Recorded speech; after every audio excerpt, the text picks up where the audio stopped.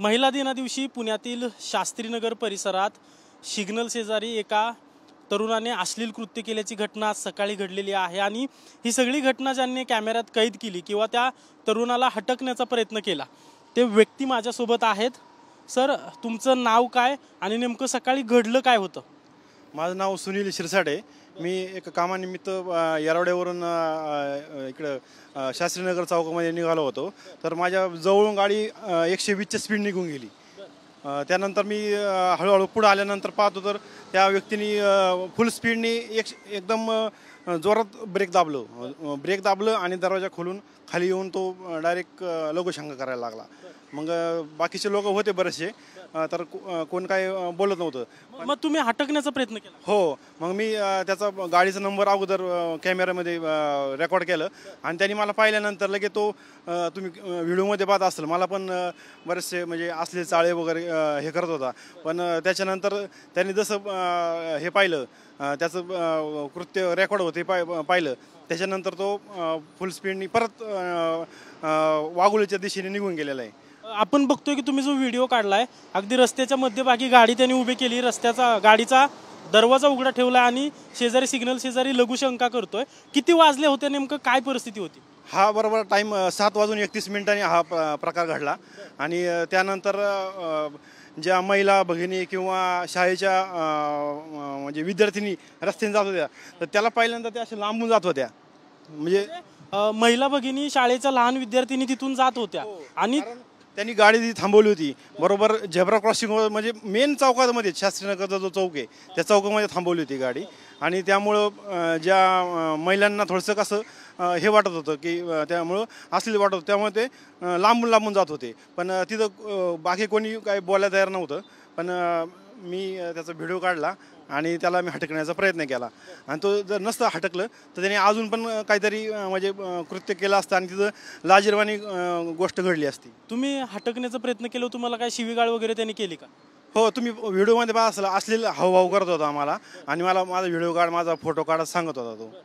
किती नेमकं तुम्ही गाडी जवळून बघितली, किती लोक त्या गाडीत होती, नेमकं काय तुम्हाला दिसलं का? गाडीच्या काचा ब्लॅक होत्या, त्यामध्ये पुढच्या सीटवरती एक व्यक्ती होता, त्याच्या हातामध्ये एक काहीतरी दारूची बाटली होती, ती त्याच्यामध्ये रेकॉर्ड झाली.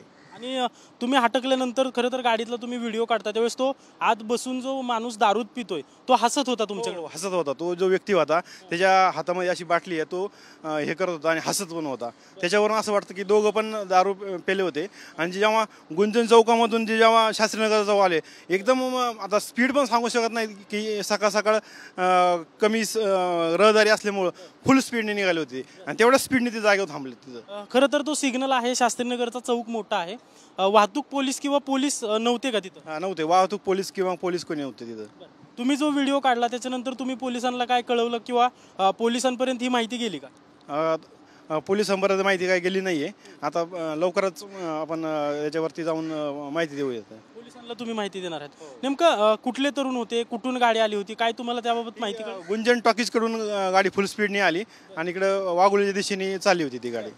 आणि अचानक पुढे सिग्नल लागल्यामुळं तो सिग्नलवरती म्हणजे नशीब असं झालं की जर सिग्नलवर तो थांबला नसता तर जसं पोर्शेचं घटना घडली तसं एखादी गाडी त्यांनी उडवली असते. नक्की किती स्पीड होतं? तुम्ही म्हणताय तुमच्या शेजारून तो गेला का, गाडी नेमकी कमी 120चं स्पीड असेल असा अंदाज आहे माझा. कारण पूर्ण रस्त्याने रहदारी नव्हती आणि फुल स्पीडने तो गेला होता. हे सगळं सिग्नलवर हे घडलेलं आहे. लोक जात होती, तू म्हणताय लहान मुली शाळेत जाणाऱ्या तिथून जात होत्या, महिला जात होत्या. त्याला तिथं असणाऱ्या लोकांनी कुणी हटकण्याचा प्रयत्न केला नाही का? नाही, कोणी हटकलं काही नाही.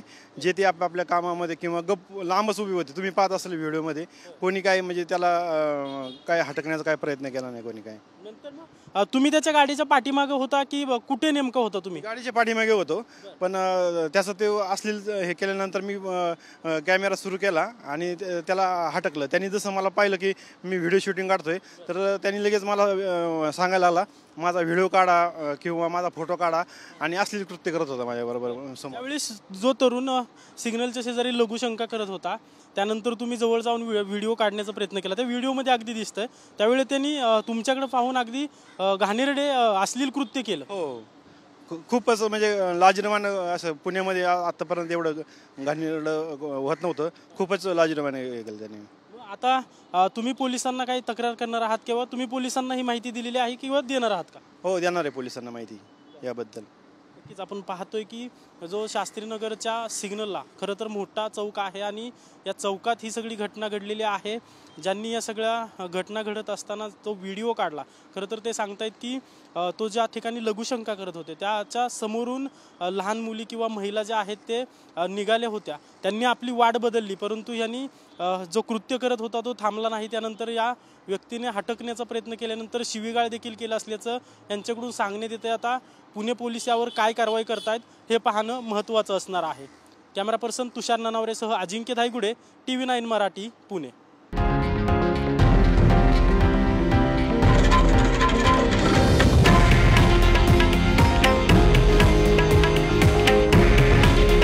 हे आहे देशातील नंबर 1 न्यूज नेटवर्क आणि आपण पाहत आहात TV9 मराठी.